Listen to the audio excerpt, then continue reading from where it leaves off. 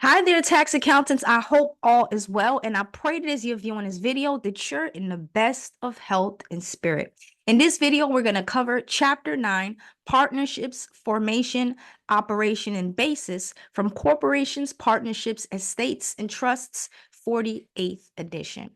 By the end of this chapter, you should be able to define partnership and distinguish among the various types of entities treated as partnerships for tax purposes, describe the conceptual framework for partnership taxation and reporting, determine the tax effects and special rules when forming a partnership with cash and property contributions, specify the elections available to a new partnership and the treatment of its expenditures, specify the accounting methods and taxable years available to a partnership, report a partnership's taxable income in separately stated items on Form 1065, report information on a partner's Schedule K1 and the partner's tax return, discuss the requirements for allocating income, gains, losses, deductions, and credits among the partners, determine a partner's basis in the partnership interest, explain how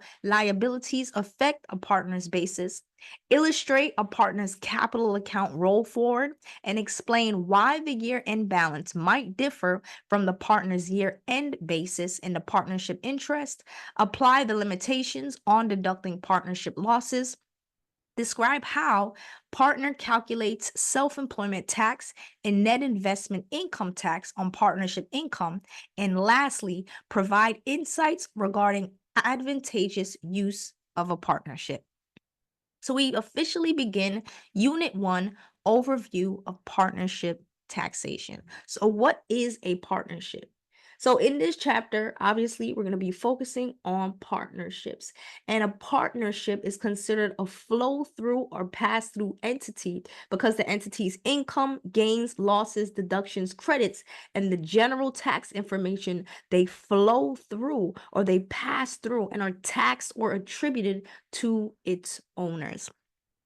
So a partnership is essentially governed by subchapter K of the Internal Revenue Code, and a partnership is defined as an association formed by two or more persons to carry on a trade or a business.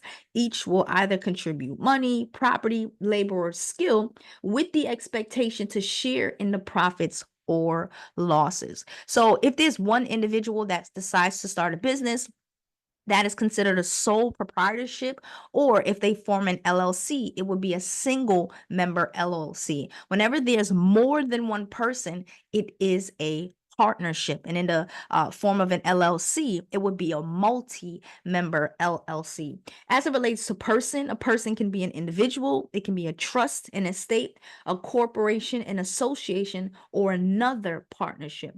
The entity must be unincorporated and it cannot be otherwise classified as a corporation, trust, or estate.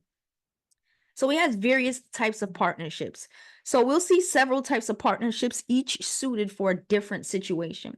So partnership entities, they're defined and they're formed under state law, and they're essentially typically distinguished based on the classification of the partners, whether they're general partners or whether there are limited partners in the types of business that's permitted to be conducted. So with a general partnership, it consists of at least two general partners. And what that means is that general partners, they participate in managing the entity, and a general partner can be legally required to repay a partnership's recourse, their debt. And in this general partnership, as we see here, partners, they are jointly and severally liable. So creditors, they can collect from both the partnership and the partner's personal assets. So let's say I form ABC partnership with a colleague, and the partnership isn't doing too well.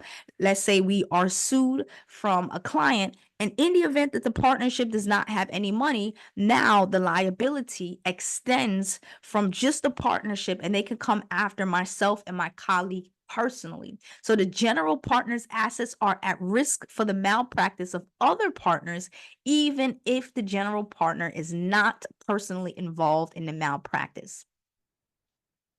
Next, we have what's called a limited partnership. So, with a limited partnership, they have at least one general partner, and there's one or more limited partners. So, as it relates to limited partners, they're typically not permitted to participate in entities management. Therefore, they're not liable for partnership debts except to the extent that the partner owes any unpaid contributions to the partnership. So, under this limited partnership, only general partners, as mentioned, are personally liable to creditors, and limited partners' loss is limited to their equity investment. Next, we move on to LLCs. There's been a great rise of individuals forming an LLC. So, in a limited liability company, the owners are called members. So, that's something to keep in mind. They're not necessarily referred to as partners. Well, they are, partners, but because it's an LLC, they are referred to as members. Same thing, right? Still, means the same thing. With an LLC, it's essentially a hybrid type of partner. So, with respect to the LLC's debts, members are treated as limited partners. However, LLC members, they generally participate in the management of an LLC. So think back to the example that I gave earlier. My a colleague and I, we start our own partnership, ABC partnership, and we were sued because we are structured as an LLC and not a general partnership. What happens is that, of course, obviously, we need to run it correctly, because there are some caveats in the law whereby you can do what's called piercing the corporate veil if we commingle personal funds and business funds. But for the most part, let's say that we are running the partnership as we should, and we're treating all business income and expenses separately from our personal. What happens is that in the event that we are sued and the LLC, the single member, the multi-member rather LLC, which is treated as a partnership, doesn't have any income, they can't come after us. That's the benefit of an LLC. There's limited liability for the owners with the benefits of partnership taxation. Next, we have what's called an LLP. So, in most states, a limited liability partnership is treated similarly to a general partnership. However, an LLP partner is not personally liable for any malpractice committed by other partners. So, the LLP is currently the organizational form of choice for large accounting firms. Also, if there's a practice with doctors and things of that nature, because sometimes, again, malpractice will happen and you don't want to be held liable for someone else. So in cases where professions, they are professionals rather, they come together and they start a firm, they would more than likely form it under an LLP versus a general partnership. So that way, a partner will not be held liable for the malpractice committed by other partners. So once you start a business, it is very, very important to have a partnership agreement, right? If we think about it in relationships, you have a relationship and everything seems to start out perfect. There's no arguing, you see eye to eye on everything, but you give it some time and problems arise. So with a business, same thing, right? You both might start off with the same vision, but then eventually things happen. You guys, might not want to reinvest money the same way. So it is very important to have a partnership agreement. So with this partnership agreement, it should be signed by each partner. And this document outlines the rights and the obligations of the partners, how the income is going to be allocated, in addition to the deductions and cash flows. What are the initial and future capital contribution requirements?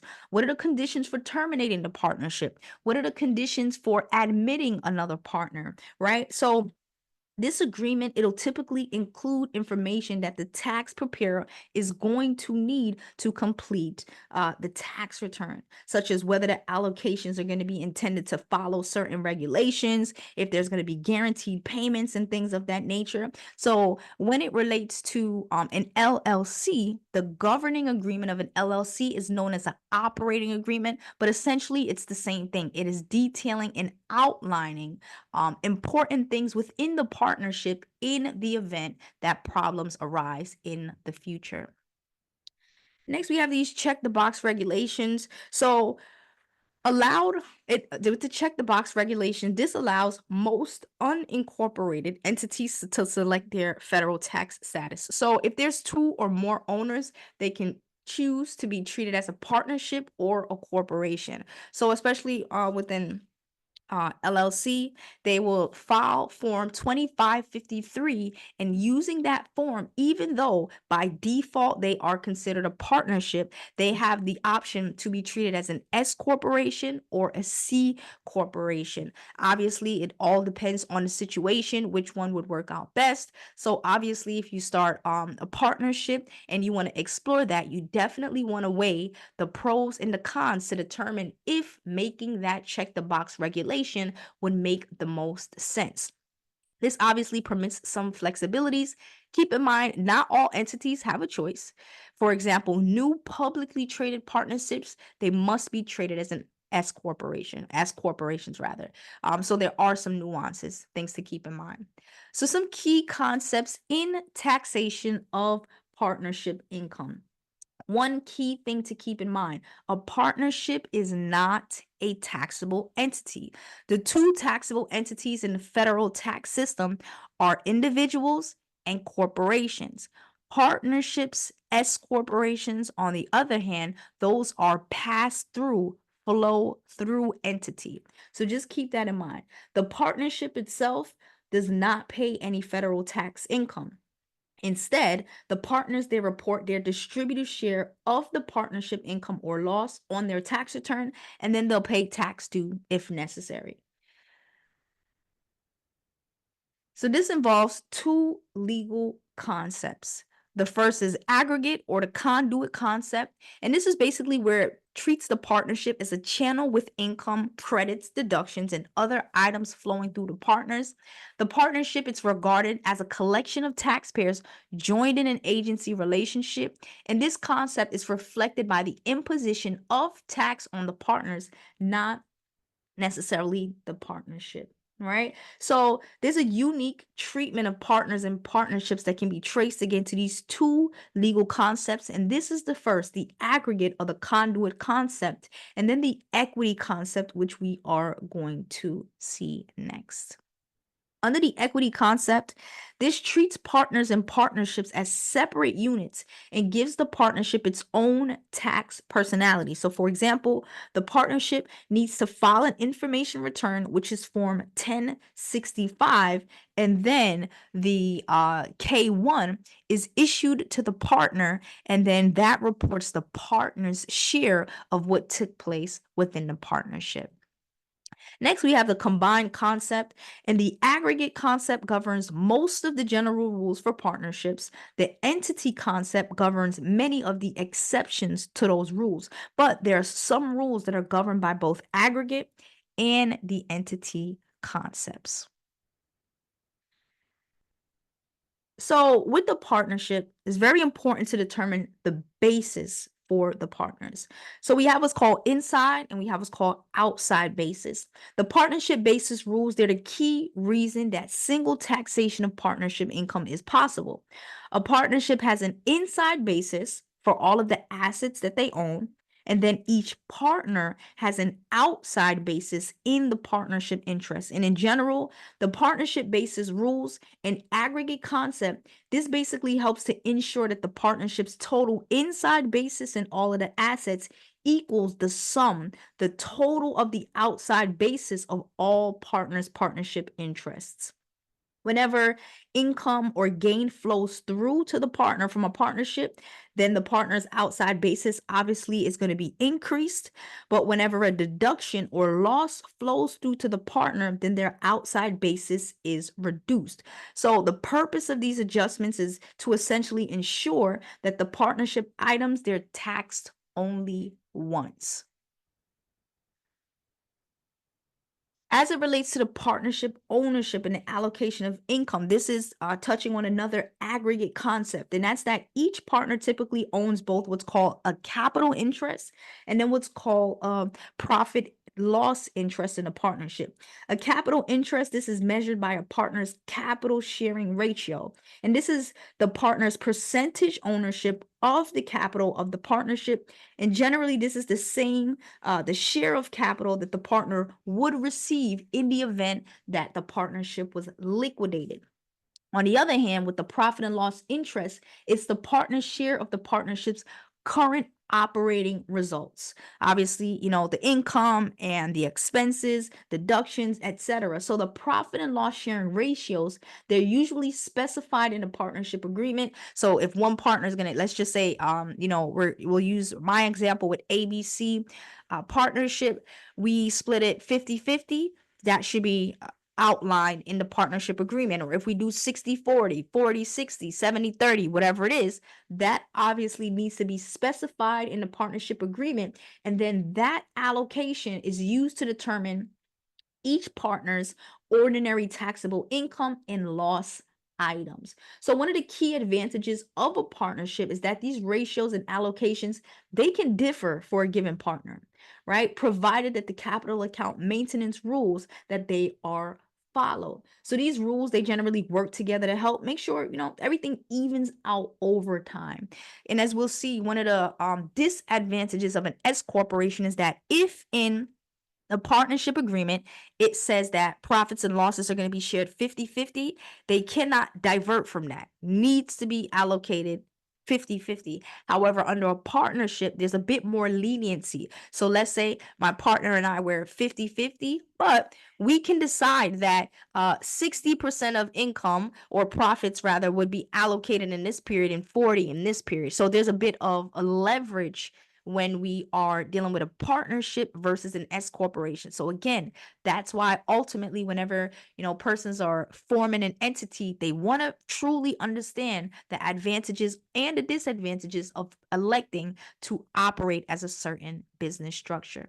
This brings us to Unit 2, the formation of a partnership, the tax effects. So when a partnership is formed, the partners, they'll generally contribute cash or other property in exchange for the partnership interest. This transaction has implications, obviously, for both the partner as well as the partnership. We need to determine, hey, are there going to be any gains or losses recognized? What is the basis for each property and the basis of each partnership interest? How is the partnership going to recover, depreciate, deduct, amortize the basis of the contributed property? What are some of the issues that the partnership is going to need to address in the initial year? So Congress, they intend for the partnership formation transaction to be tax neutral. So what that simply means is that partnerships, they can be formed generally prohibitive tax consequences. So generally, for the most part. So usually no gain or loss is recognized by a partner or partnership on the contribution of property in exchange for partnership interest. The gain or loss is deferred until taxable disposition of property by the partnership or partnership interest by the partner. Partner's basis in assets. So whenever a partner makes tax deferred contribution of an asset to the capital of a partnership, any potential gain or loss recognition is merely postponed. So it's not that they never recognize it, it's delayed, it's deferred instead of being permanently excluded. So the partner's basis in the assets, the partnership takes a carryover basis in the contributed asset it receives. So let's say in ABC partnership, I contribute a piece of property and the basis is 50,000. That basis carries over to the partnership. Their basis is also 50,000. The partner's basis in the asset carries over to become the partnership's inside basis in the asset. The holding period for the assets contributed by the partner includes the period during which the partner owned the asset. The partner's basis in the partnership interest is equal to the basis of the contributed property. So if a partner contributes capital assets and Section 1231 assets, the holding period of the partnership interest includes the holding period of the assets that were contributed. For other assets, so this includes cash or any non-capital Section 1231 assets. In such case, the holding period is going to begin on the date that the partnership interest is acquired.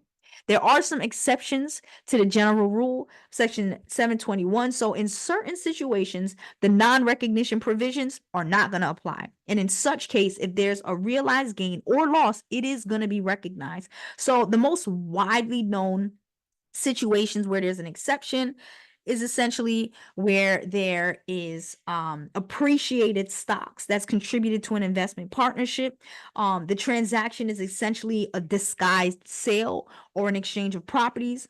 The partnership interest is received in exchange for services rendered to the partnership by a partner. So this is where instead of there being a contribution of property, services are contributed. In such case, it's recognized as income.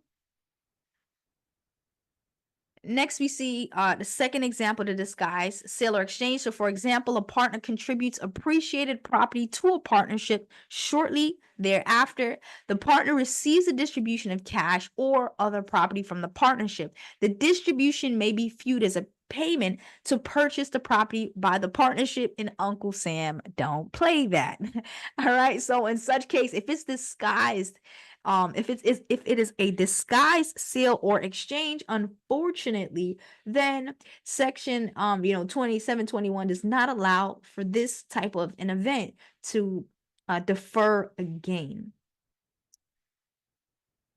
There's extensive regulations that outlines situation in which assumption of liabilities other than a qualified liability by the partnership can trigger disguised sale treatment, and the IRS may presume that a disguised sale has occurred. Again, of course, unless they can prove that that's not the case.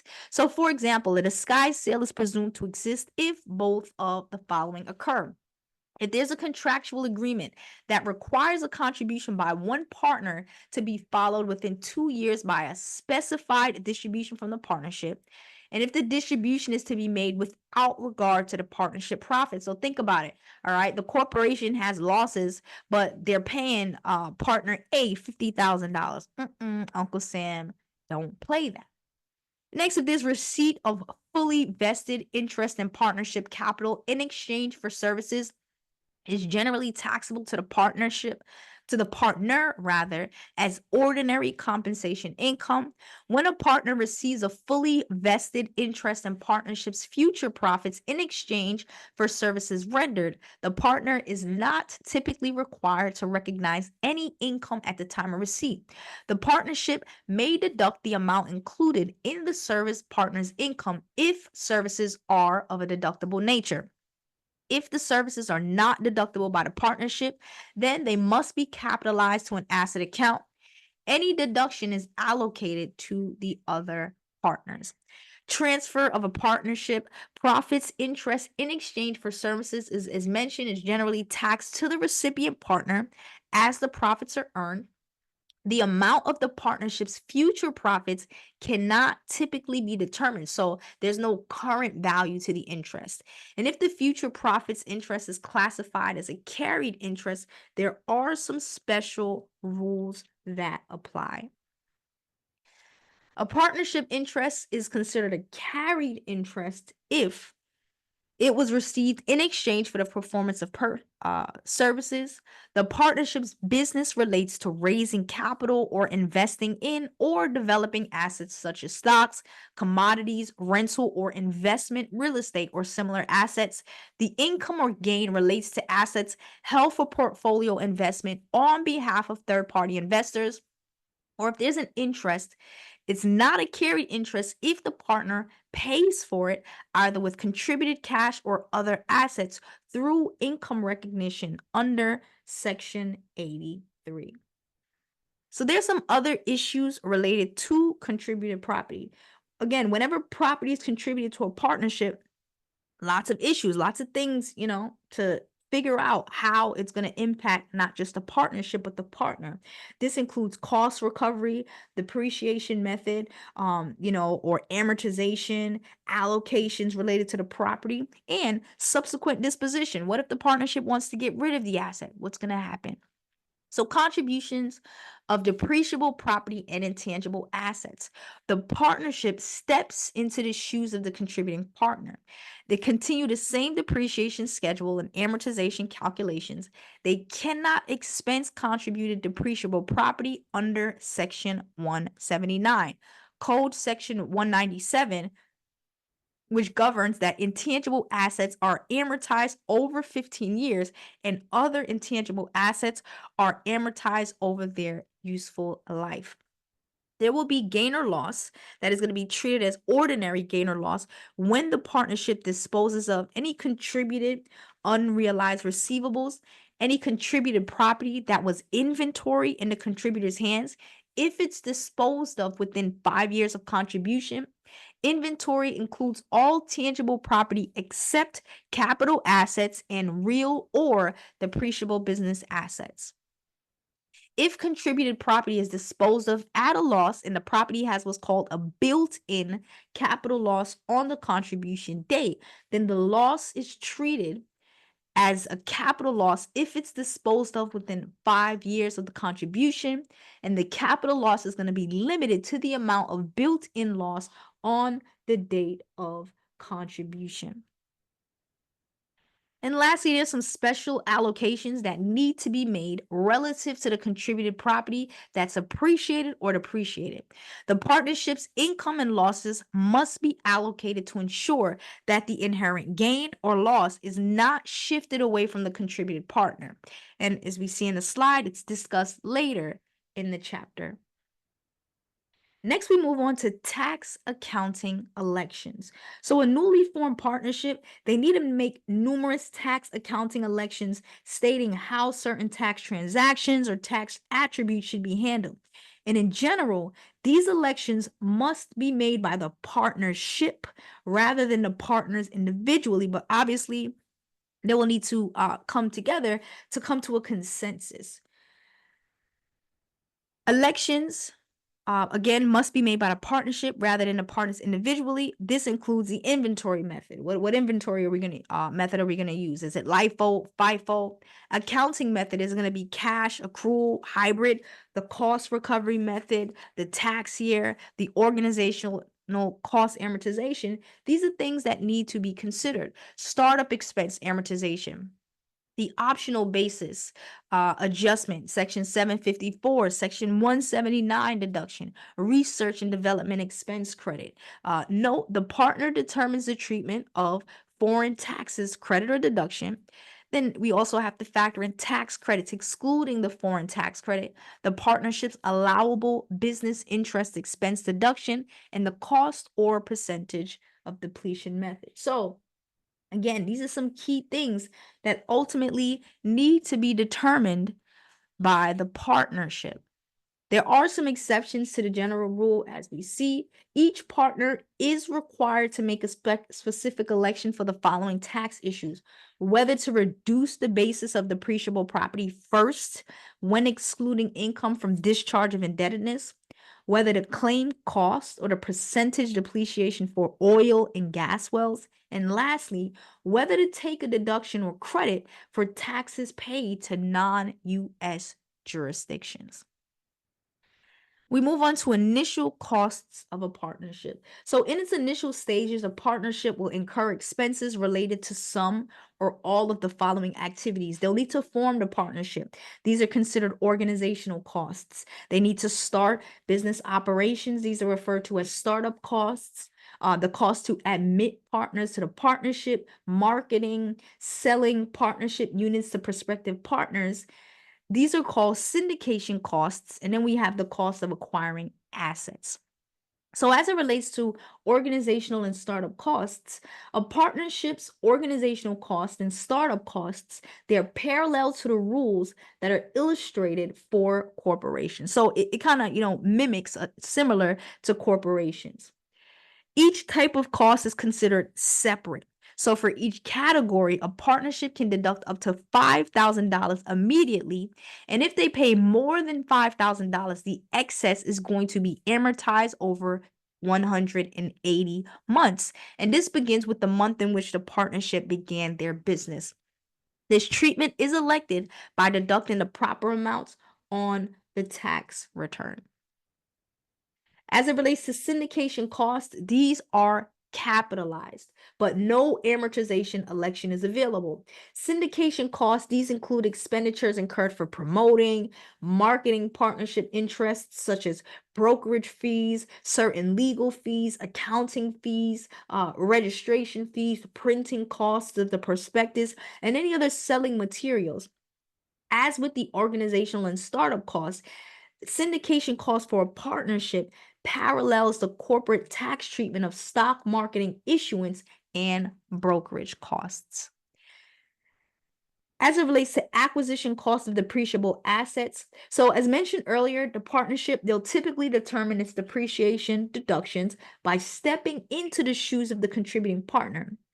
If additional costs are incurred, though, the additional basis is treated as a new maker's asset placed in service on the date that the partnership places the asset in service, with the same tax treatment as any other newly acquired capital asset. So, for example, legal fees and transfer taxes incurred in transferring assets to a partnership, those need to be capitalized. Cost recovery for the new costs, this essentially commences and begins when the partnership places the underlying property in service, not when the partner originally put the asset in service. New partnership, they may adopt cash accrual or hybrid methods. So we're starting to look at the method of accounting. So if the partnership uses the accrual method of accounting, as we know, income must be reported no later than the date that the income would be reported on the partner's applicable financial statement. So for example, an audited financial statement or other similar financial statement. Cash method cannot be adopted if the partnership has one or more C corporation partners or it is a tax shelter. A non-tax shelter partnership with a C corporation partner does not preclude the use of the cash method if the partnership meets the 30 million gross receipts small business test as described in section 448. If the C corporation partner, if it's a qualified personal service corporation, and if the partnership is engaged in the farming business. So a partnership is going to meet the 30 million gross receipts test if its average annual gross receipts are 30 million or less for 2024. The average annual gross receipts is the average of gross receipts for the 3 tax years ending with the tax period prior to the tax year in question.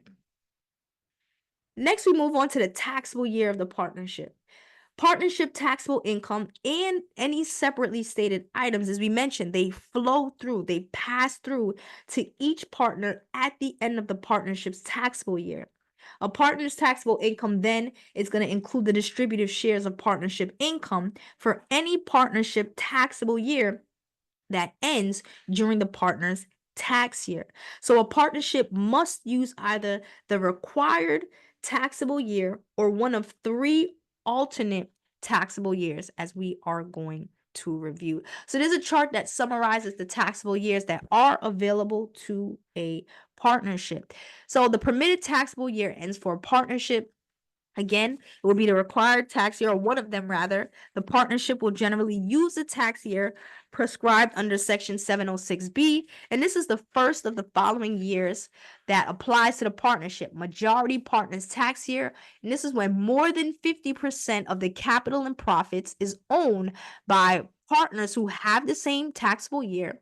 The principal partner's tax year, all partners who own 5% or more of capital or profits are principal partners. All of the principal partners must have the same tax year. In the year with the smallest amount of income deferral, where there's the least aggregate deferral rule per the IRS regulations. And the alternative tax years are as follows. If the required tax year is undesirable to the entity, 3 alternative tax years may be available. This was called a business purpose test, where they use an IRS approved year end for where there is a business purpose. So, for example, a natural business year at the end of peak season. So, instead of following a calendar year, they would follow a fiscal year, which is any other 12-month period. The next alternative is the 3-month deferral year. This is where they use a year end with not more than 3-month deferral of income compared to the required taxable year and pay interest deposit on the deferred tax under Section 444. Lastly, there's a 52, 53-week fiscal year. They use a year ending on a specific day of the week rather than the last day of the month. So obviously, depending on the partnership, these alternate tax years may have a benefit, but obviously it will need to be approved by the IRS. With the least aggregate deferral, Crimson Incorporated and Indigo Incorporated are equal partners in the CI partnership. So Crimson uses a calendar year, and Indigo, on the other hand, uses a fiscal year ending August 31st. So Crimson's uses the calendar year ending December 31st. Indigo has a fiscal year ending August 31st. Neither Crimson nor Indigo is a majority partner. Neither of them own more than 50%. So although Crimson and Indigo, they're both considered principal partners, what that basically means is that they both own at least 5%. As we can see here, they don't have the same tax year. So therefore, the general rules indicate that the partnership's required tax year must be determined by the least aggregate deferral rule.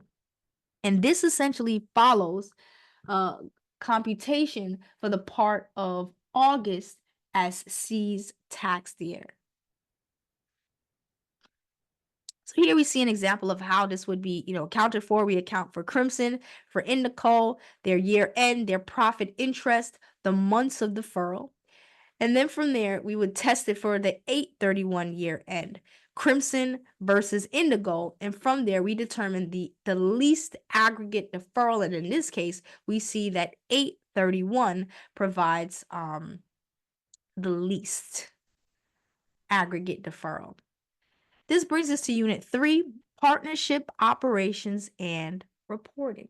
So as a business entity, a partnership, just like any other enterprise, they produce and sell products and or services. They own property, pay employees, they distribute property to owners, or hold the profits for reinvestment in a company. For income tax purposes, as we mentioned, a partnership is a tax reporting entity rather than a tax paying entity. As mentioned previously, the partnership prepares what's called Form 1065 to report information from its operations, and the partners are going to receive a Schedule K-1 for use in preparing their personal returns. So the partnership's Form 1065, this organizes and it reports the transactions of the entity for the tax year. Form 1065 and Schedule K-1, these are, the tax forms that are going to be used. No tax is calculated or paid with Form 1065. The return is due by the 15th day of the third month, so March 15th. For calendar year partnerships, the return is due March 15th, as just mentioned. The partnership may request an automatic 6-month extension, which would be due September 15th. On page 1 of Form 1065, the partnership would report its ordinary income or loss from its trade or business activities. The cost of goods sold, which will be calculated on line 2, is calculated on a separate form, Form 1125A, and then carried to that page. Pages 2, 3, and 4 provide information about the partnership's activities and general information about the partners. Page 5, which is Schedule K, this summarizes the partnership's ordinary income or loss, separately stated items, and other items that are allocated among the partners on Schedule K-1. So this page, again, serves as the summary, and then Schedule K-1 breaks out those amounts. On page 6, this includes several schedules: Schedule L, which is the balance sheet; Schedule M1, which is a reconciliation of book and taxable income; and Schedule M2, which is a reconciliation of partners' beginning and ending capital. Please keep in mind, depending on how big the partnership is or how much assets they have, they may or may not need to complete Schedule L, the balance sheet. They may or may not need to complete Schedule M1. So there are some specific rules regarding who is required to complete all of these schedules. As it relates to measuring the partnership income, a partnership measures and reports two general kinds of income: ordinary business income, which is on Form 1065, page 1, and separately stated items, which is on Form 1065, Schedule K.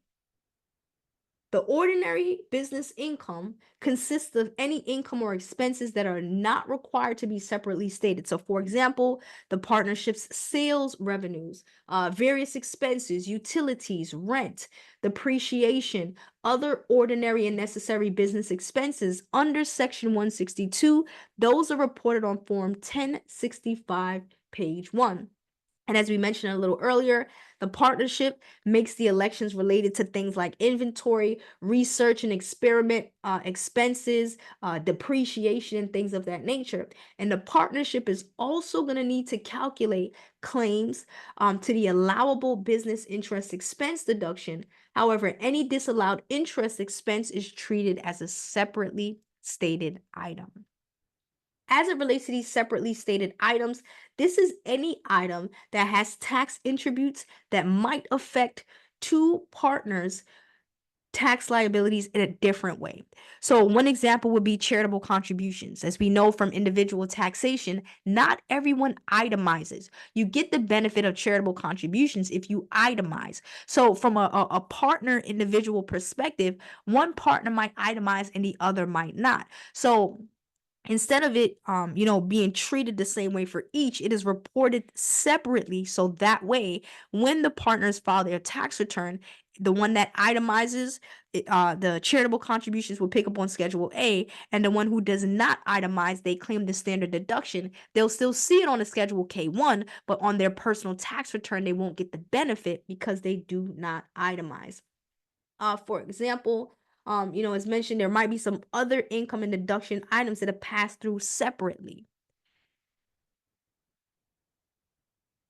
And here are some examples of these separately stated items. So, net, short, and long-term capital gains and losses, Section 1231 gains and losses, portfolio income items, expenses related to portfolio income, any disallowed business interest expense and related information, immediately expensed tangible personal property under Section 179, guaranteed payments for capital and services, passive activities such as rental, real estate income or loss, intangible drilling and development costs, general business tax credits, and any taxes paid to non-US countries and to US possessions and related information. So obviously, this is not everything, but for the most part, these are some examples of these separately stated items that have tax attributes that might affect partners' tax liabilities in different ways.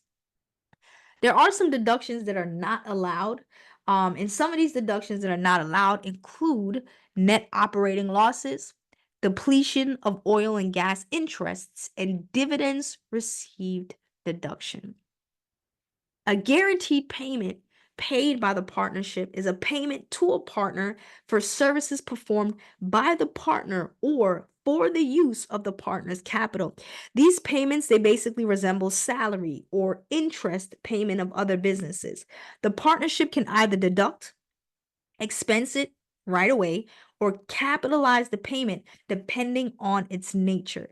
So one thing that we're going to see is that regardless of the partnership's treatment, the partner, however, they're going to need to recognize it. They'll report it on their tax return as ordinary income.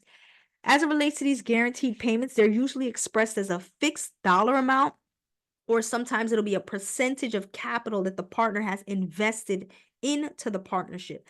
By definition, a guaranteed payment, it can't be calculated based on partnership income. So it can't be a percentage of annual income. One thing with the deductible guaranteed payments, much like any other deductible expense of a partnership, it can create an ordinary loss for the partnership. Next, we move on to partnership interest expense as we wrap up Unit 3.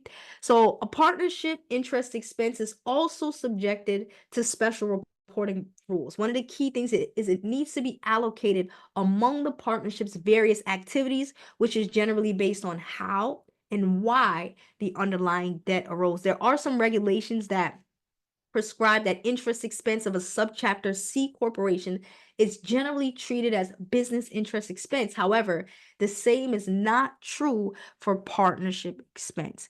Some expenses, they're treated as business expenses, and some are classified as investment interest expense.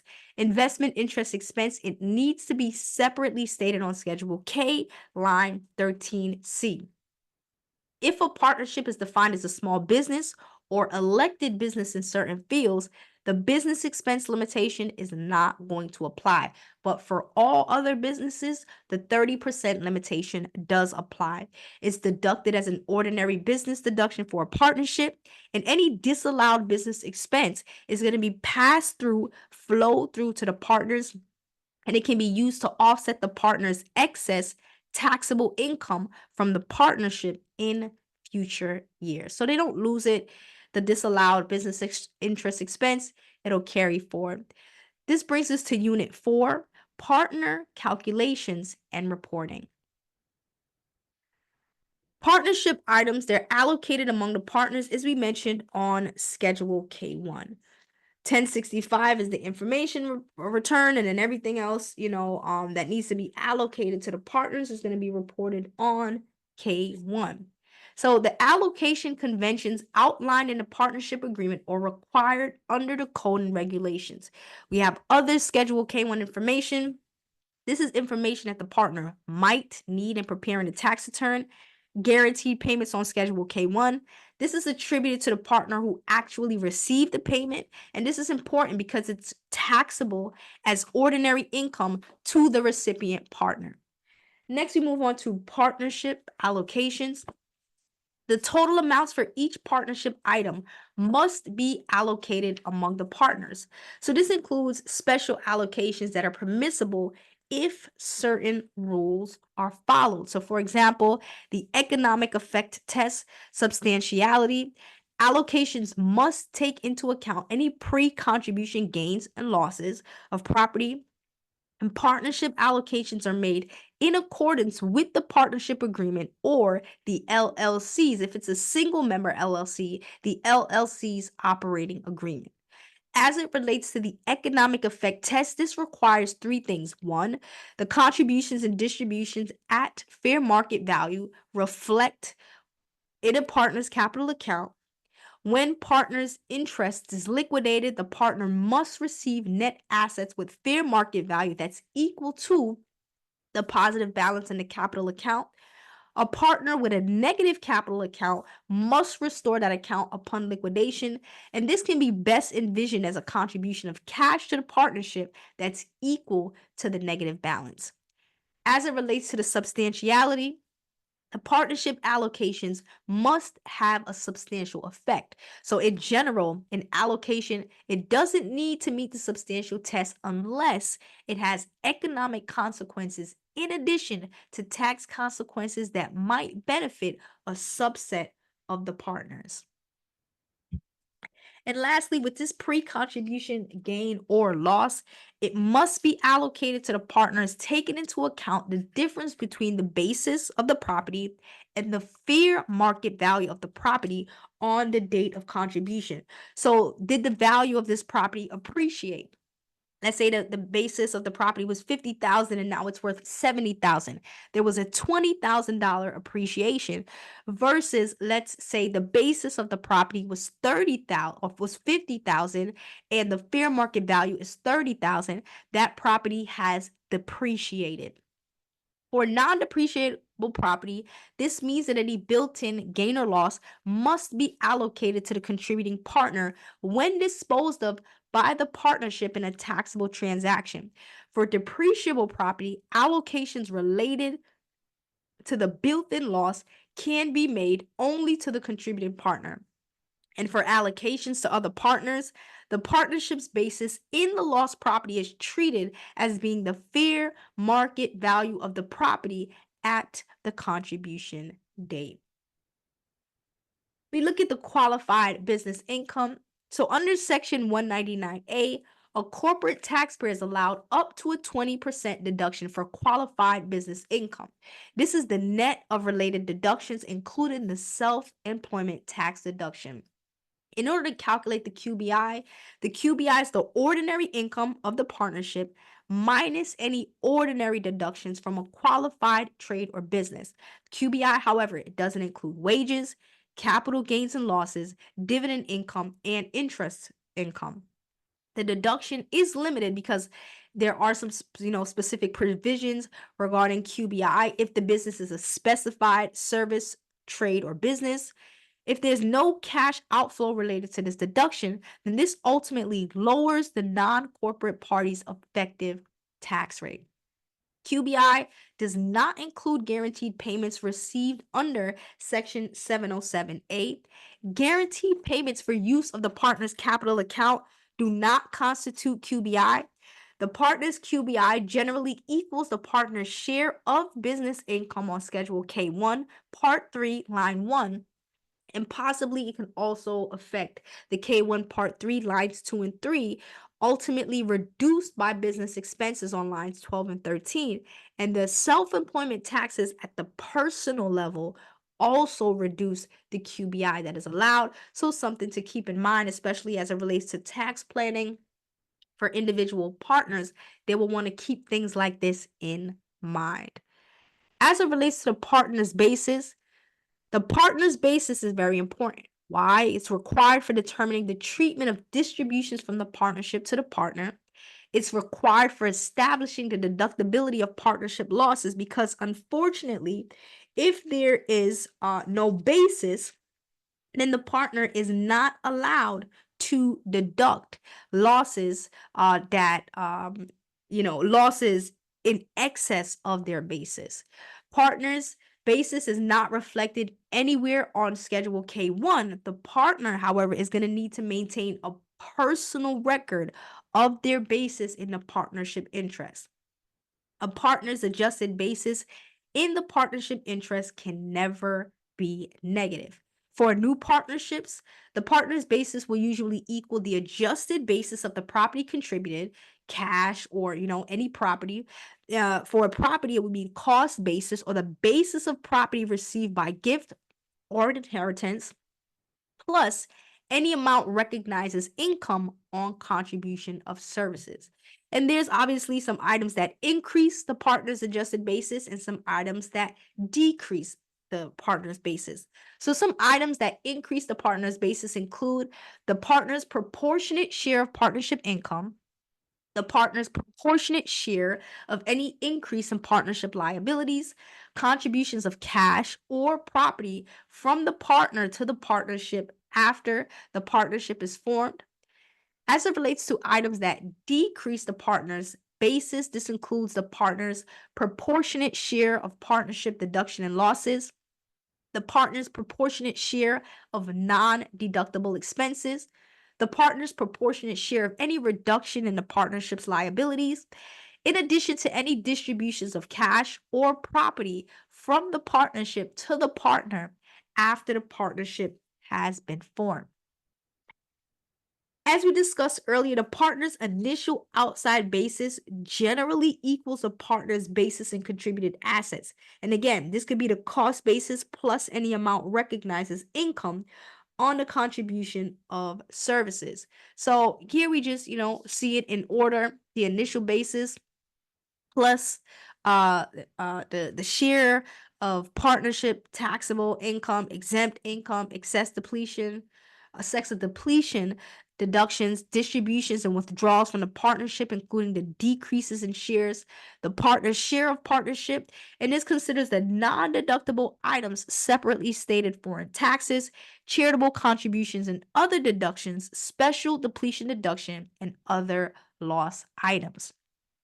One thing is that we need to determine the liabilities. What impact does it have for a partner? All partnership debt is allocated among the partners and included in the partner's basis.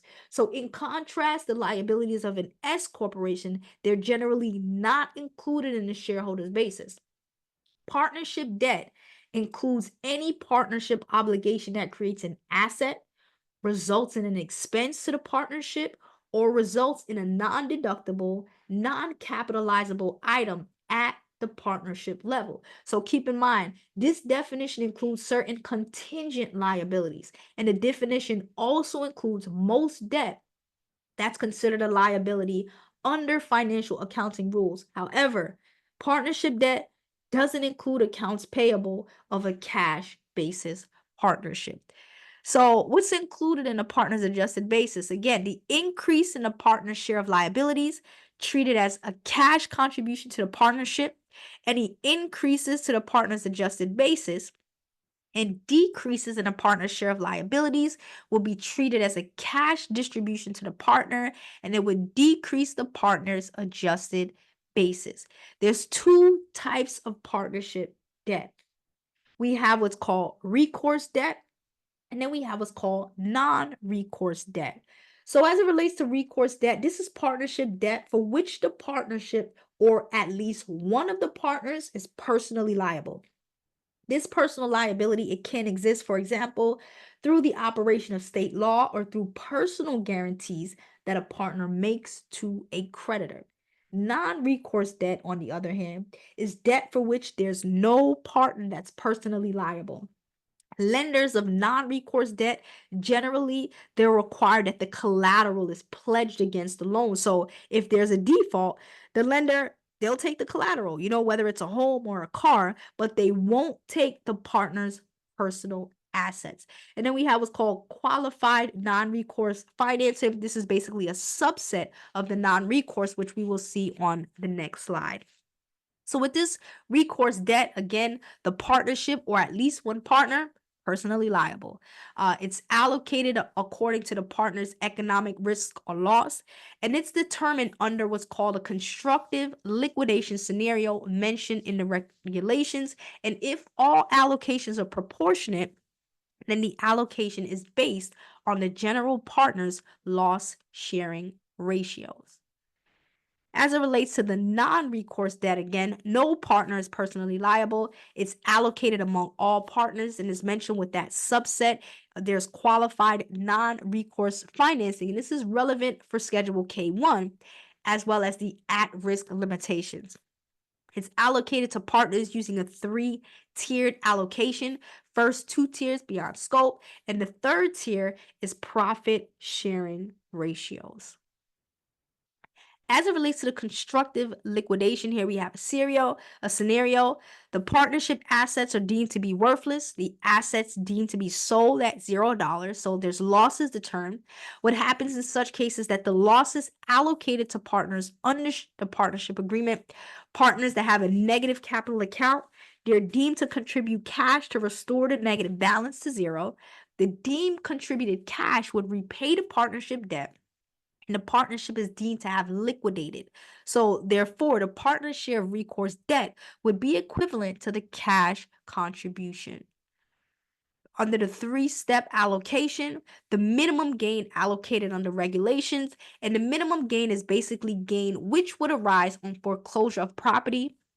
The liability would factor in the pre-contribution gain allocated to the contributing partner, and the remaining debt that's commonly allocated by profit sharing ratios. Other allocation methods could also be used. As it relates to the partner's capital account, this is a measure of the partner's share of the net liquidation value of all partnership assets. So a partner's tax basis measures the assets that the partner can receive relative to the partnership interest without paying any additional tax. And there's what's called a capital account analysis, and it can be prepared using the tax basis, GAAP, or Section 704B book capital method. There's some additional information that needs to be reported to the IRS if the capital account is negative, and the total of the partner's beginning and ending capital account on Schedules K1. It should equal the beginning and ending balances shown on a partnership's Schedule M2. Next, we move on to loss limitations. And as it relates to these loss limitations, partnership losses flow through to the partners to be reported on their tax returns. However, the loss deduction, it might be limited at the partner level. And whenever limitations apply, all or a portion of the losses are suspended until there's a triggering event that occurs. There's no time limit that's imposed on these loss carry forwards. So there's some different limitations that might apply in the order shown below. So we have what's called the basis limitation, and this is governed by Section 704D. We have at-risk limitation, which is governed by Section 465. Passive activity loss limitation, which is governed by Section 469. And excessive business losses, which is governed by Section 461. So the partner can only deduct losses that make it through all of these hurdles. And there are some special rules that apply to losses that were generated or incurred from real estate activities. So here we have this example. Megan's basis in the interest is $50,000. The at-risk amount is $35,000. The passive activity income or other sources, $25,000. And the share of partnership losses, which is passive, is $60,000. So under the applicable provision, we factor it as follows. 704D, the deductible loss is $50,000. However, $10,000 is going to be suspended. Under Section 465, the at-risk loss, the deductible loss is $35,000, but the suspended loss is $15,000. Under Section 469, the passive activity loss limitation, $25,000 is the deductible loss, and the suspended loss is $10,000, and the excess business loss limit is $25,000. The full amount can be claimed. None is suspended. This brings us to Unit 5, other taxes on partnership income. As a partner, they are going to need to, factor in self-employment tax. A partner, as we know, is not treated as an employee for federal income tax purposes. Thus, there's certain types of partnership income that's allocated to the individual taxpayer that may be considered net earnings from self-employment. So ultimately what that means is that the income passed through from the partnership is going to be subjected to self-employment SE tax, or net investment income subjected to the tax on net investment income. Self-employed individuals, we know that they're liable for self-employment tax, which consists of a 12.4% tax for old age survivors and disability insurance, because they're, like both the employee and the employer. And then there's Medicare. There's 1.45% for the employee and the employer. So they need to account for both. So as it relates to the self-employment taxes, this is definitely something that needs to be considered, because when the partner files their tax return, they're going to need to calculate self-employment tax on Schedule SE and the additional Medicare tax, if it applies, on Form 8959. As it relates to the distributive shares, with a total potential tax rate of 15.3 or 16.2, the partners have an incentive to include their income shares from self-employment income. So as it relates to distributive shares, the self-employment income includes a general partner's distributive share of income from a partnership, trade, or business, whether or not that income is distributed. Generally, the self-employment income does not include the distributive share allocated to a limited partner, because again, they're merely an investor in the entity. As it relates to guaranteed payments, this is for both general and limited partners. Any guaranteed payments for services, they are going to be subjected to self-employment tax. Guaranteed payments for use of the partner's capital, however, are not subjected to the self-employment tax. Because of the rules that we just saw, for self-employment tax purposes, a taxpayer needs to take extra measures to be classified as a limited partner. As a result, this has obviously been, an area of concern for the IRS, and we know Uncle Sam don't play that. So according to proposed regulations that date from 1997, a partner or an LLC multi-member needs to be treated as a general partner if the partner has personal liability or partnership debts by virtue of status as a partner. The partner can enter into contractual relationships on behalf of the partnership, and the partner works more than 500 hours in the partnership's trade or business during the tax year. Because again, Uncle Sam doesn't want individuals treating themselves as a limited partner to avoid self-employment taxes when they really are a general partner. Next, we move on to the net investment income tax. An individual taxpayer's net investment income is subjected to additional tax of 3.8% to the extent of the taxpayer's modified adjusted gross income, MAGI, if it exceeds $250,000 for a married taxpayer filing a joint return, or $200,000 for all other taxpayers. So as it relates to this modified adjusted gross income, this includes the taxpayer's adjusted gross income increased by any foreign earned income exclusion. And the types of income allocated from a partnership treated as net investment income includes dividends, interest, passive activity income, gains from property not used in a trade or business, distributed share if the partner is a passive investor, income on investment of working capital, and guaranteed payments for use of a partner's capital. And this brings us to Unit 6, some tax planning opportunities as it relates to partnerships. So there should be proper federal tax planning at all stages of entity formation and operations to ensure that the result is going to match the partner's expectations. So you want to be able to discuss some of the major advantages and disadvantages of the partnership form. Will the entity generate net taxable losses and or valuable tax credits, which will be of use to the owners? If the entity will have individual partners and will generate qualified business income of up to which 20% can be deductible or deducted. Partners' distributive shares of income will be taxed at lower individual tax rates.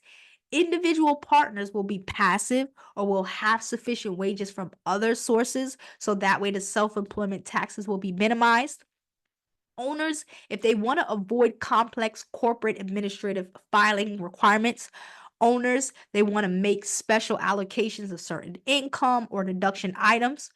Other means of reducing the effects of corporate double taxation have been exhausted. The owners anticipate eventually liquidating the entity within a short period of time.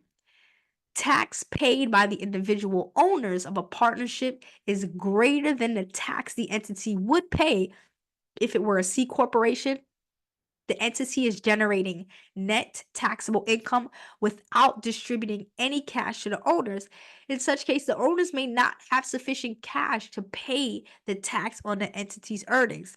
If the owners have less protection for their personal liability, and the conversion to partnership status from a corporation status, it could result in significant liquidation taxes. So these are all different things to consider before individuals come together and decide to structure the entity as a partnership.